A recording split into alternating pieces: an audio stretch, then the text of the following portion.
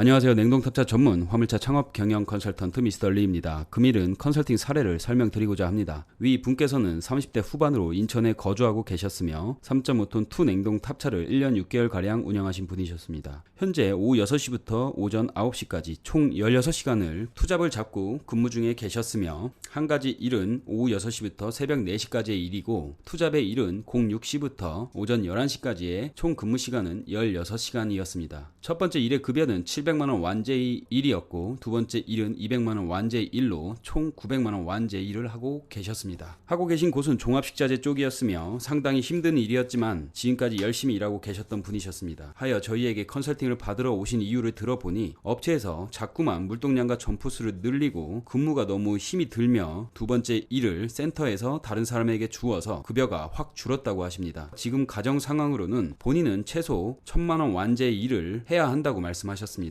용차는 하기 싫고 고정으로 일을 하며 수입을 늘리고 싶다고 하셨고 또한 지금 차량을 바꾸어서 좀 더 큰 차량으로 이번 기회에 갈아타고 일의 강도를 낮추고 싶다고 하셨습니다. 때마침 인천 서구에 저희 회사에서 관리하고 있는 빙그레 센터 간선 근무가 있고 5톤 단발이나 3.5톤 10파레트짜리 차량을 구인하고 있는 자리가 있어서 선탑을 진행해 드렸습니다. 일이 지금까지 수작업으로만 이루어진 일을 하였기 때문에 일이 너무 마음에 드신다고 하여 일을 진행하기로 확정하였고 우선 차량을 살 수 있는 여건, 즉 대출 가능 여부를 파악해 보았습니다. 업력은 1년 6개월 이상 되셨으나 신용 점수는 650점대의 KDB와 나이스의 점수가 유지되고 있었습니다. 자세한 사항을 캐피탈 쪽과 이야기해보니 카드론 1건, 현금 서비스 건으로 총 4건의 2-3금융권의 대출 건수가 있어서 4건을 해결하면 대출이 나온다는 확답을 받고 총 4건의 금액이 다행히도 400만원대로 크지 않아 타인에게 돈을 잠시 빌려서 갚은 후에 5일이 지나니 신용 점수가 730점대로 올랐습니다. 하지만 대출금이 차량 과표의 90%만 진행되는 상황이었습니다. 하여 신용 점수가 올랐으니 신용보증재단의 차량 운영 자금의 대출이 진행이 가능할 듯하니 진행을 해보자고 말씀을 드렸고 다행히도 3.5%의 저금리로 3천만원의 대출이 가능하다는 결과를 받았습니다. 운 좋게도 순조롭게 일을 진행할 수 있었고 사진에서 보시는 바와 같이 2023년 3월 17,000km 더 센 4.1톤 열바 차량 투냉 조르다 오토의 차량을 구입하였습니다.